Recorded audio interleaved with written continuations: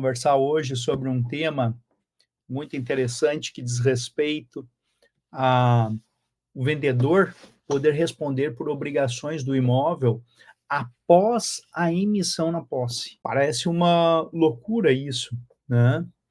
Eh, Todos nós sabemos ou temos algum conhecimento de que quando a gente faz uma venda de um imóvel, existe meio que um procedimento padrão, um ritual comum, que é fazer um contrato preliminar, que nós chamamos de promessa de compra e venda, e na sequência da promessa de compra e venda, né, quando houver a quitação, se faz então a efetiva transferência do imóvel por meio de uma escritura. Isto quando não estão envolvidos outros personagens, né, outras personalidades, como por exemplo instituições financeiras, que daí dispensa então a escritura, porque o contrato de financiamento ele tem força de escritura para fins de registro. Mas esse é o procedimento padrão, né? Então, contrato preliminar e contrato e a transferência. Perfeito? Ok. Qual que é, então, a questão aqui? No contrato preliminar, que é o contrato de promessa de compra e venda, nós costumamos prever que a emissão na posse, que é um fato jurídico definido, então, nesse ato do contrato, a emissão na posse ali definida, ela implica em obrigações. Então, o adquirente, o comprador, ele passa a assumir obrigações próprias de proprietário, como, por exemplo, o pagamento de PTU, condomínio e assim sucessivamente. Então, todas aquelas responsabilidades de fruição, de uso do imóvel. Até aqui, tudo perfeito, certo? E aí cai como uma bomba, então, né, essa notícia que movimentou os meios digitais aqui de divulgação de decisões judiciais relevantes, a notícia de que o vendedor poderia, a despeito de, ou seja, mesmo que houvesse essa previsão contratual, então, ainda que previsto contratualmente que o comprador assume essas responsabilidades, que ainda assim o vendedor pode responder pelas obrigações após a emissão na posse pelo promitente comprador. E é claro que isso acaba repercutindo e se transforma em notícia, porque gera uma insegurança jurídica, né? Nós temos ou tínhamos até então como tranquila essa questão, né, de que após a assunção da posse, recebimento da posse, a entrega, né, dessa posse, que o adquirente passaria a ser o responsável. E ainda é. O que surpreende é o STJ dizer que, mesmo com a assunção da posse, nós teríamos agora um risco para o vendedor adicional, o de que ele possa vir a ser cobrado pelas despesas não pagas pelo inadimplemento do promitente adquirente. Essa é a questão de hoje, colegas. Por isso, vamos falar sobre o tema 886, que trata em repetitivo, que tinha julgado em repetitivo essas questões e tinha decidido de outro jeito. Vamos explicar o que tem de diferente nesse caso, que foi trazido à luz aqui pela relatora, a ministra Isabel Galotti, né, o que ela trouxe de diferente, para julgar diferente de um tema repetitivo que tinha sido definido, né? E vamos falar, então, sobre a teoria, né, da dualidade que distingue débito de responsabilidade, que também tem uma forte implicação aqui num estudo do ministro Paulo Sanseverino, que foi invocado para esta decisão, que é um estudo, né, originário da Alemanha, né, dos civilistas, então, dos estudiosos, né, do direito civil, e que foi, então, trazido aqui para a nossa questão. E com isso a gente vai falar um pouquinho também sobre o direito real, né, a titularidade do direito real versus o direito real de aquisição. Então são coisas bem interessantes, que uma notícia aparentemente simplória para quem não é do ramo, mas que tem o potencial de causar angústia, né, para aqueles que fizeram negócios imobiliários recentemente e aí achavam que estavam seguros e passam a estar sob risco. Sim, bom, olhem só.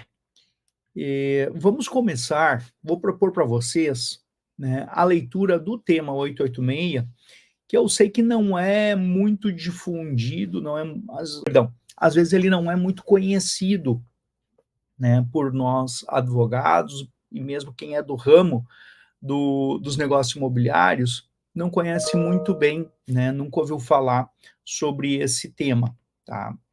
Não sei por quê, né, esse tema não é tão conhecido, não saberia dizer por vocês por que ele não é tão explorado, mas na prática eu sei que poucos profissionais, né, já se debruçaram sobre ele.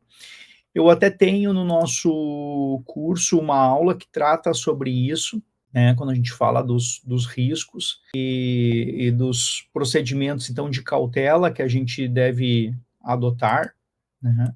Então, até para mim já é um tema que para mim já era bem consolidado, bem conhecido, mas além dele não ser em geral conhecido, causou uma certa perplexidade, né, essa decisão, então, tomada agora pelo STJ, pelo menos perplexidade, para quem não está acompanhando tanto, né, essas questões. Então, eu vou abrir para vocês aqui o tema 886, né, para a gente partir de um mesmo conhecimento e entender da onde que surge a surpresa. Então, tema repetitivo 886, né, qual que era a questão que tinha sido submetida a julgamento naquele momento? Então, vejo que ele não é um tema muito recente, tá? Ele é um tema lá de 2015, foi afetado em 2014 e foi julgado em 2015.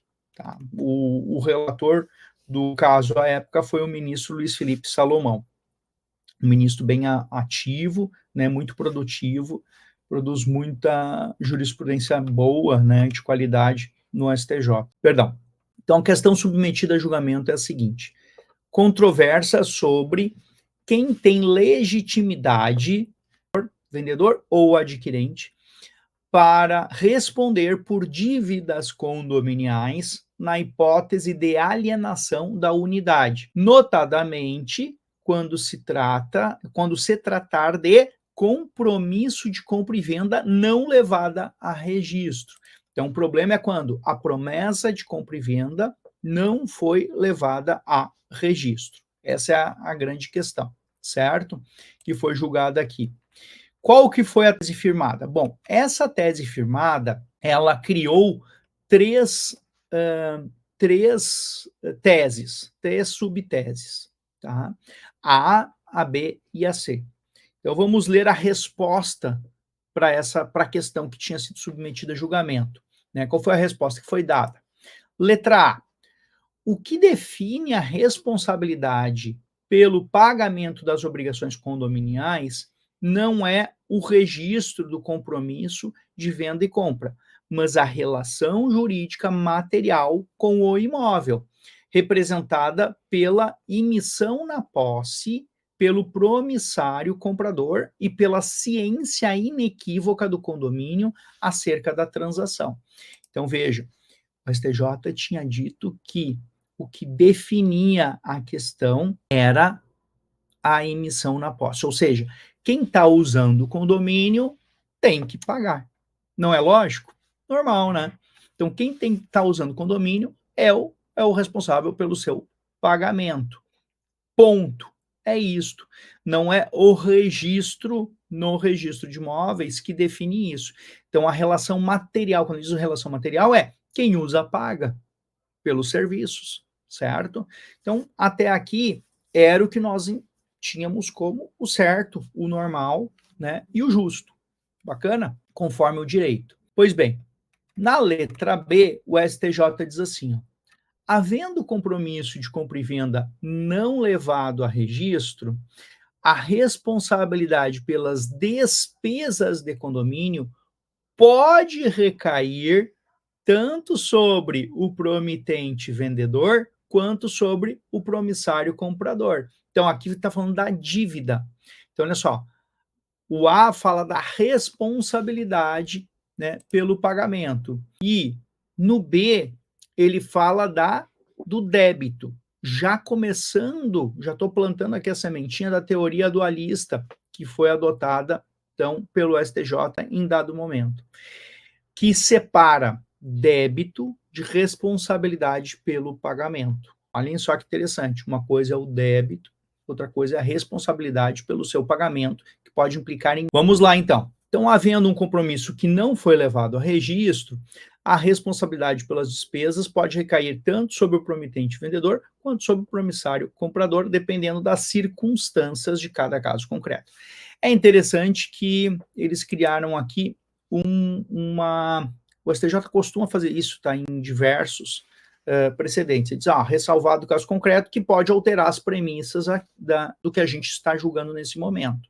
Então, isso fica sempre o alerta, né? Nem tudo está perdido para quem lê um tema que às vezes pensa que definiu a questão, né? Porque o caso concreto pode trazer algumas peculiaridades que não foram contempladas pelo tema. E aí a letra C, que para mim é de suma importância. Diz assim, ó, se restar comprovado, que o promissário comprador emitira-se na posse, então está comprovado que o comprador emitiu na posse. O caso que a gente vai analisar agora estava comprovado. 2, o condomínio teve ciência inequívoca da transação emitida na posse e o condomínio sabe que ele é o adquirente, ficou sabendo, foi formalizada a ciência. Afasta-se a legitimidade passiva do vendedor para responder por despesas condominiais relativas ao período em que a posse foi exercida pelo comprador. Então, aqui estava tudo certo, né, gente? Tudo tranquilo. O 886, ele trazia algo que para nós era o que nós esperávamos. Mas aqui com uma lição que eu sempre trago para vocês, né, sempre trouxe nas aulas, que é o seguinte, a importância da cientificação, do conhecimento, do dar a conhecer. Dar a conhecer é o grande ato jurídico que define aqui os encaminhamentos das responsabilidades. Então, se o condomínio foi dado ao condomínio a conhecer da situação, então o que eu sempre oriento os clientes, né? Olha, temos uma promessa de compra e venda alongada, né? Vai demorar até se implementar. Temos uma emissão na posse, ainda que posse precária, com a responsabilidade de pagamento condominial. Custa nada, ou custa muito pouco, você fazer uma notificação ao síndico ou à administradora do condomínio dizendo, durante este período aqui, a partir de agora, né, e durante esse período até a quitação da promessa, o responsável pelo pagamento deixa de ser Rafael e passa a ser João, adquirente, certo? Então, isto, né, é uma orientação natural que surge, né, e reforça-se a partir do tema 886. E quando ele coloca em destaque a importância da ciência, do dar a conhecer, né, informar o credor, que é o condomínio, né, por meio do seu representante, que é o síndico ou a sua administradora, informar, e me parece natural e adequado, né? Então, informar que foi feita essa transação e agora nós temos um novo responsável pelo pagamento. Perfeito, limpo, justo, certo, tranquilo, ok? Pois bem, aí surge esta notícia essa semana que o vendedor pode responder por obrigações do imóvel após a emissão na posse pelo adquirente. Foi julgado um caso em que houve uma venda uma promessa de compra e venda.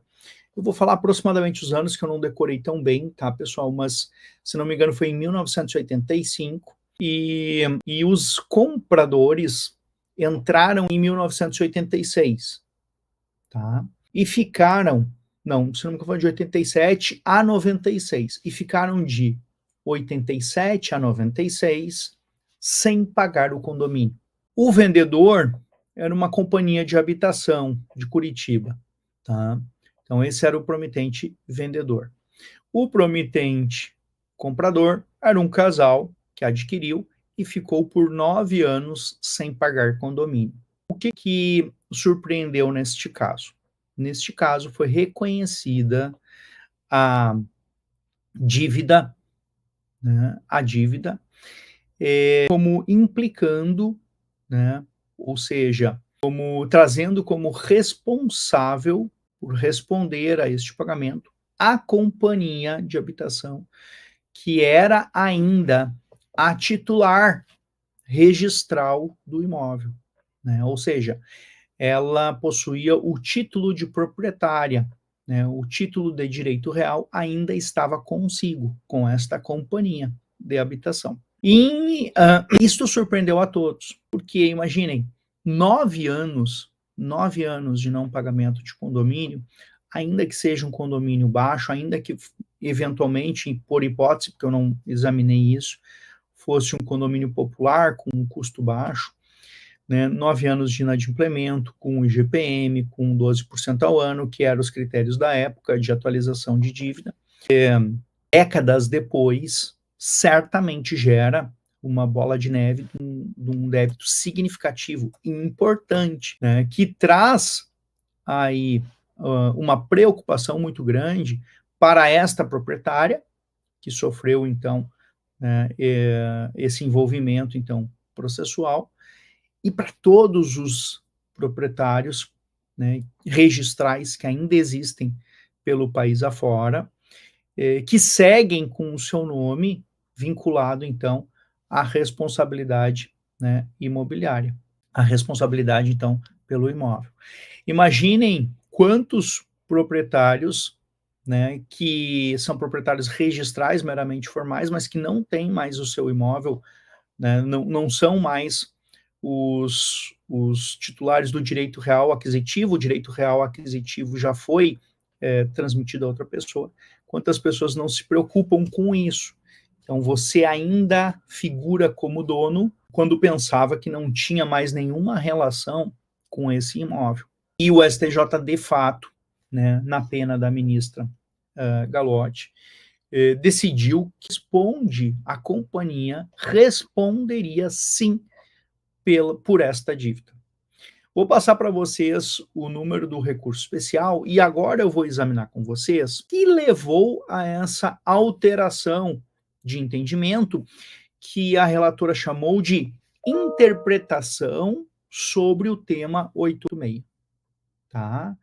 Então, vou falar para vocês agora o que levou a isso. Eu costumo sempre orientar e sugerir, colegas, que quando surgem essas notícias bombásticas, que a gente avalie o caso concreto. Porque quando a gente avalia o caso concreto, parece que existia uma razoabilidade no julgamento. Quando a gente lê a notícia, a imprensa, ela vem de jornal, né? Mesmo imprensa especializada, vem de jornal, vem de likes, vem de atenção, leitura, tempo dedicado, né, a uma notícia.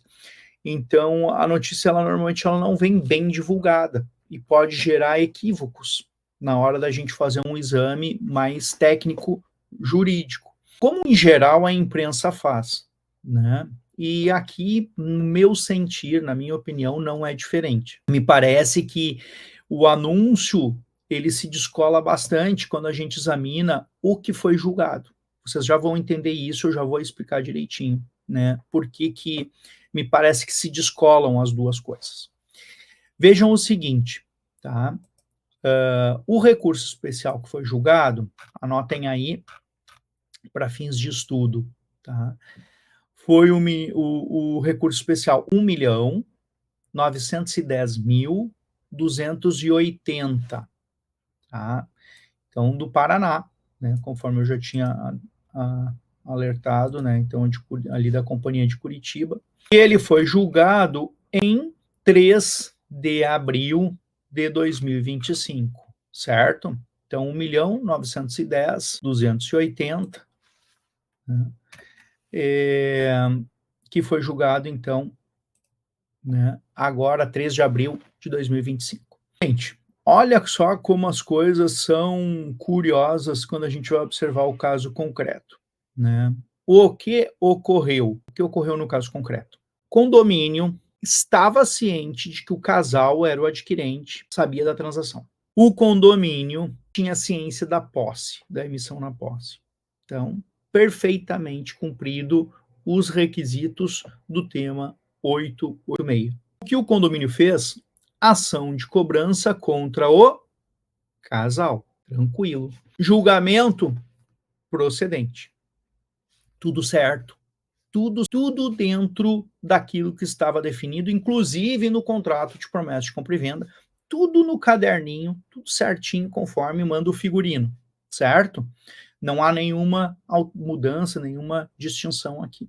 Pois bem, colegas, o que acontece? Vamos para o momento da execução, vamos para o cumprimento de sentença.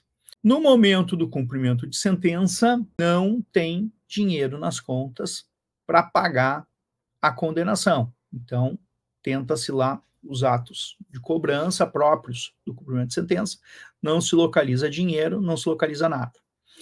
O que se faz? Pede a penhora do imóvel. Concordam comigo? Até aí, tudo certo, perfeito.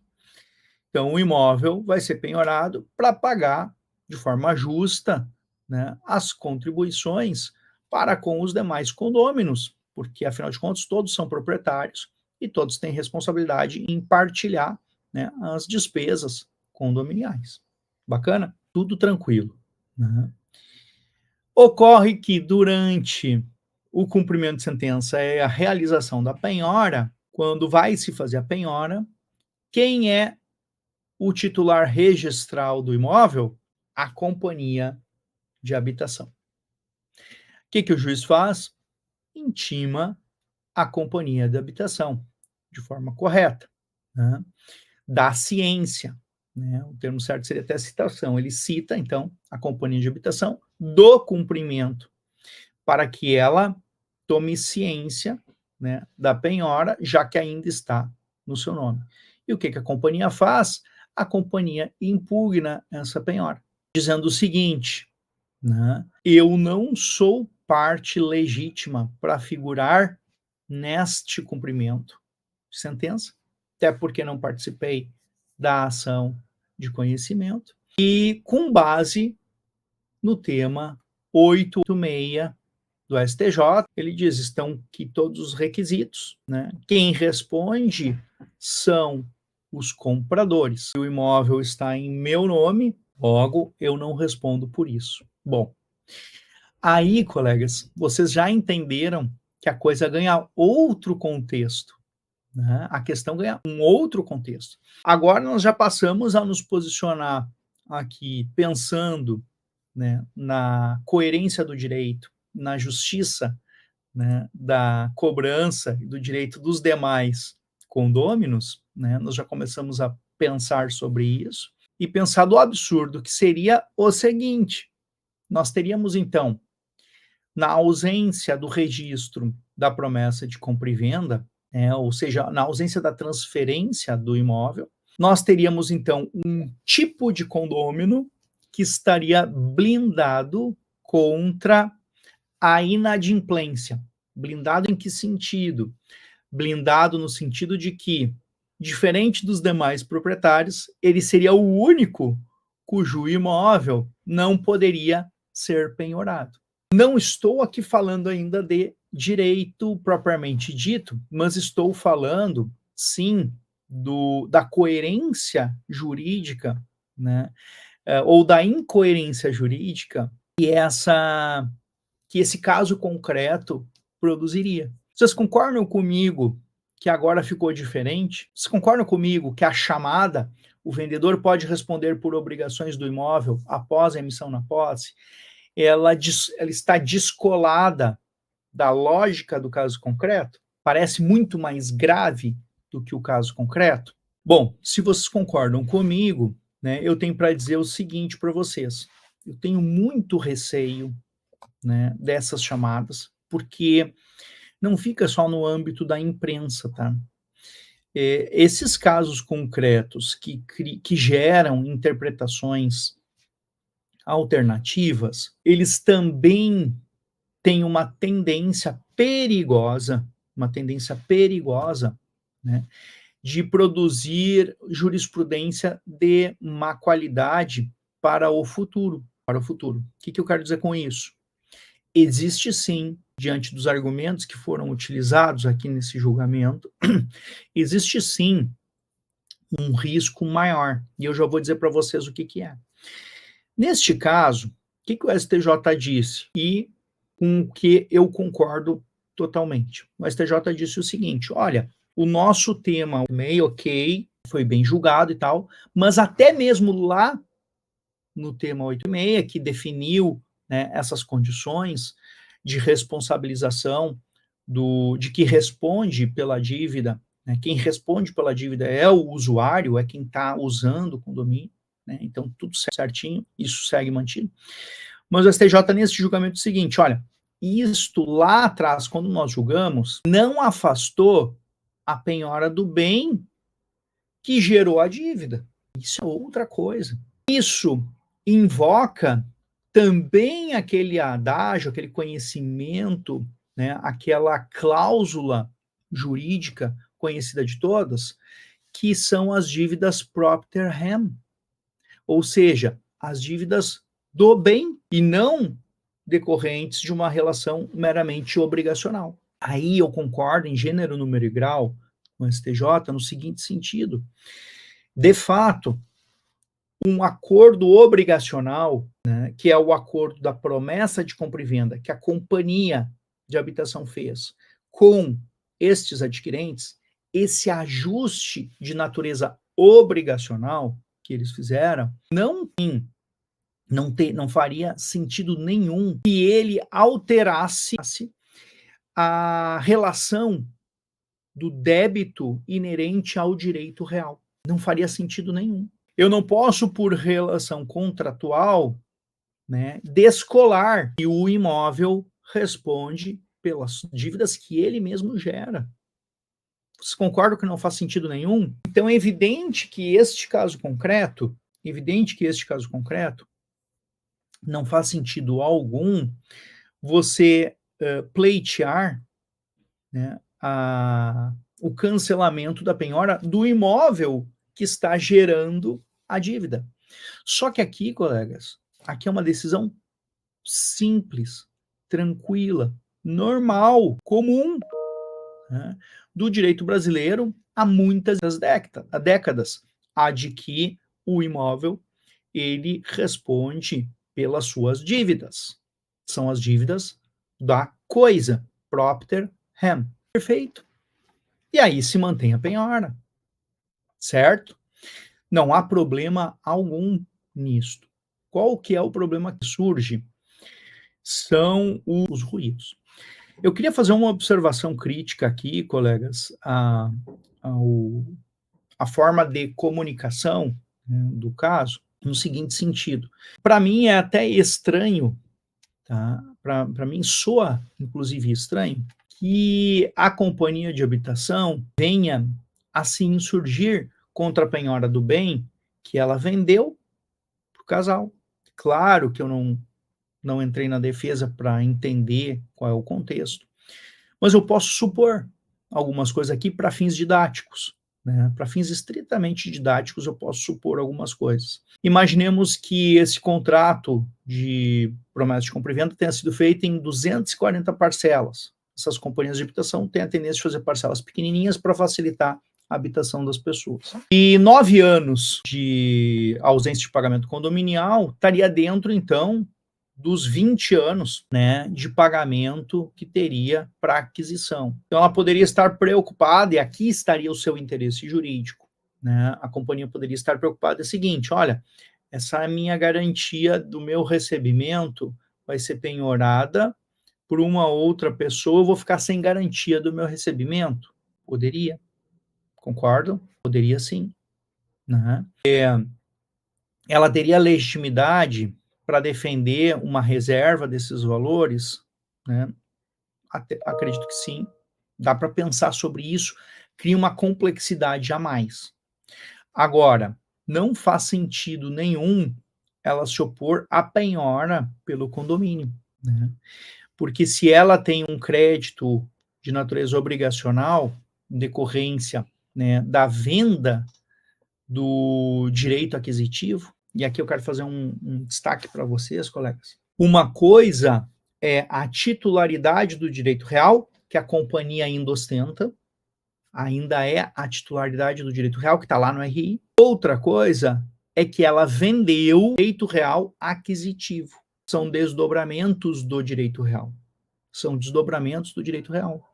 São coisas diferentes. Mas o fato é que ela tem uma relação obrigacional com este casal. Poderia ela sobrepor isso, né, ao direito do condomínio? Aí me parece que há um problema que deveria ser solucionado entre as partes, talvez até em uma ação autônoma, em que esta empresa, então, ela poderia, ao invés de evitar a penhora, pedir a reserva, né, da sua garantia, compreenderam? Mas aqui eu estou avançando demais, tá? Joguem isso para o campo da elucubração. Estou dizendo isso para vocês entenderem algum interesse jurídico, que eu, quando eu li o próprio acórdão, eu fiquei cavocando o interesse jurídico, porque em tese, imaginemos que o vendedor tivesse recebido todo o preço. Nós não teríamos nem esse caso para ser julgado. Porque se o vendedor, concordam comigo, que se o vendedor tivesse recebido todo o preço pela venda do imóvel, e a demora na transferência tenha sido apenas uma negligência, uma falta de, né, uma atividade assim, uma pouca preocupação, né, de transferir o imóvel, que também tem muito, Brasil afora, isso é normal, tá? Às vezes a pessoa não tem interesse de transferir, porque tem que pagar ITBI, tem que pagar uma série de coisas, então as pessoas vão postergando, né? Nosso país é cheio de entraves, entulhos, burocracias e custos, né? Taxa daquilo, custo de escritura. Então, imaginemos que tivesse sido só postergada essa parte burocrática, e quer o vendedor teria interesse jurídico em se opor a essa penhora, porque para ele não faria diferença nenhuma. Vende-se o bem que ele já recebeu, passa para outra pessoa, quita aquele condomínio, ele tomaria ciência disso e bola para frente. Então, por isso que eu fiz essa ressalva, só para vocês entenderem o que talvez seja, então, o interesse dessa companhia. Mas o STJ decidiu pelo próprio terreno. O que assusta? O que assusta, colegas, é o que está escrito no final do acórdão. Tá? Isso sim eu queria alertar vocês, que me assombrou bastante, e isto seria contra o entendimento do tema 886. Lá no finalzinho do acórdão, a ministra faz o seguinte registro. Impõe-se, todavia, ressalvar que, não tendo a companhia de Curitiba sido parte na ação de cobrança, então, por não ter sido parte na ação de cobrança, apenas o imóvel gerador da dívida pode ser penhorado, ficando seus demais bens a salvo de constrição no presente cumprimento de sentença. Ademais, para preservar o direito ao contraditório, deve ser admitida a sua participação no cumprimento de sentença. A apresentação de impugnação sem prejuízo da possibilidade de ajuizar uma ação. Aí eu estava falando para vocês das outras discussões, né? Sem a possibilidade dela ajuizar uma ação sob o rito ordinário para discutir o valor da dívida, etc. e tal, outras questões. Agora, isso aqui me assombrou muito, porque vejam se vocês concordam comigo. Olha o perigo disso.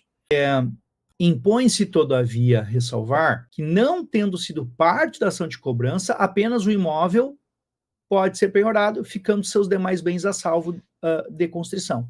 Então, quer dizer que se lá no início o advogado do condomínio tivesse assistido essa aula e já tivesse incluído o vendedor junto com os compradores, então, a contrário, em raciocínio inverso ao que foi ressalvado pela ministra, ela estaria dizendo que se ele tivesse participado da ação de conhecimento, ele poderia responder com seus bens próprios? Isso me causou bastante preocupação, colegas. Bastante preocupação.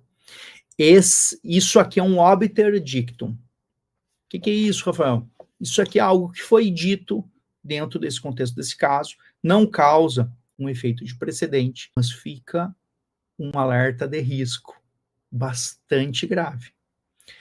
Então, no entendimento, será que, dúvida, realmente, será que no entendimento da relatora, se ele tivesse participado desde o início, ele teria sido reconhecido como responsável pessoalmente pelos pagamentos, e não só em virtude do Propter Rem? Porque o fundamento, a ratio decidendi, foi com base no Propter Rem, que a dívida da coisa responde pela sua dívida. Tudo certo?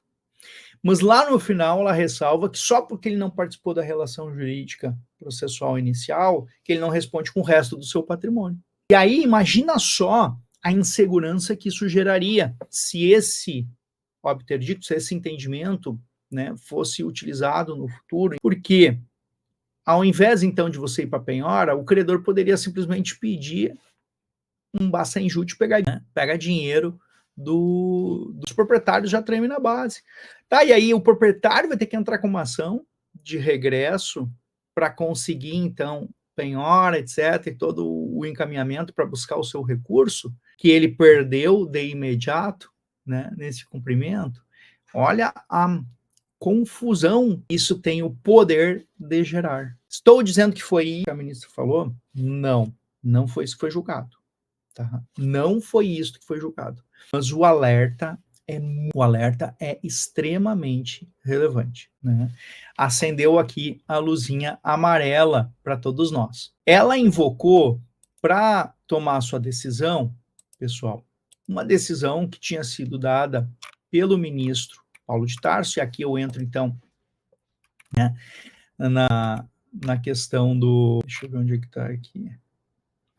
A questão da teoria dualista, né? Quando ele julgou pela primeira vez, ele invocou a questão do Propter Rem, mas ele acabou sendo mais sofisticado e trouxe essa questão à tona, dizendo o seguinte, ó, naquela oportunidade, lá em 2015, né, o ministro disse assim, ó, no recurso especial, 1.442.840, tá? Então, opa, sem querer eu abrir ele. 442.840, tá? Ele disse assim naquele momento, ó.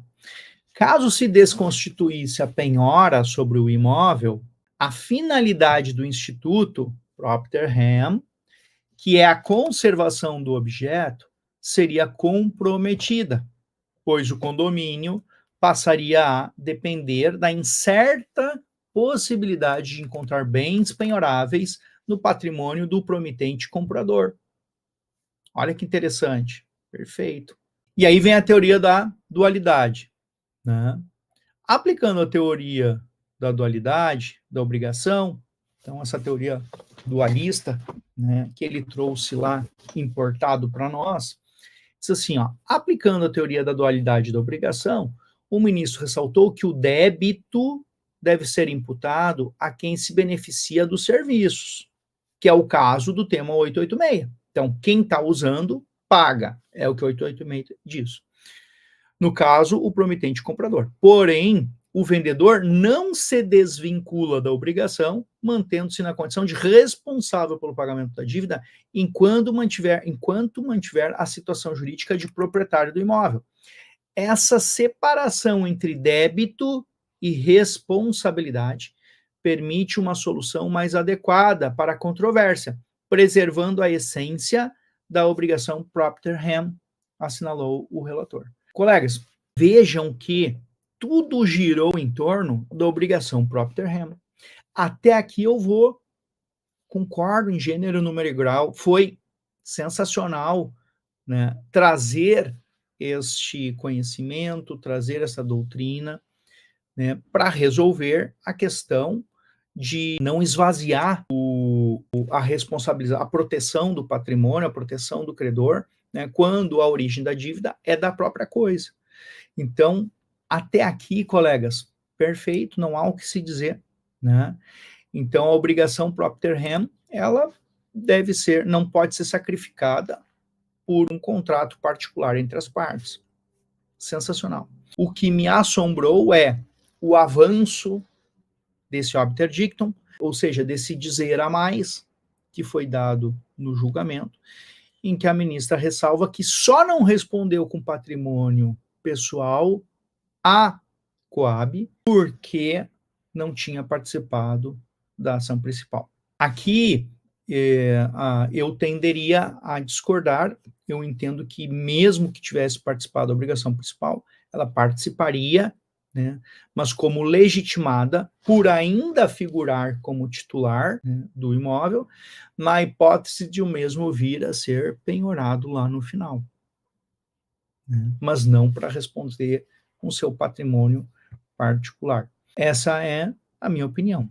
O que vocês pensam, colegas? Vocês, concordam com o STJ julgou bem quando manteve a penhora do bem, já que a dívida do condomínio é uma dívida do imóvel, né, de um imóvel, ainda que de uso por parte dos compradores, né, que são os inadimplentes, é do imóvel, ou seja, é da coisa que foi vendida, então já tinha sido vendido o direito real de aquisição, certo? Ponto 1, então se julgou bem. E ponto 2, se vocês acham que essa ressalva final criou um risco que daí sim de tornar as manchetes, né, que foram mais sensacionais do que o caso de fato era, né?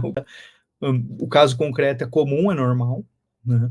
Mas que esta ressalva final criou um risco, sim, né? Daí, sim, coerente com as manchetes sensacionais que foram criadas a partir desse caso. O que vocês acham, queridos colegas?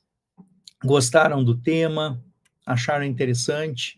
Valeu demais, muito bom encontrá-los.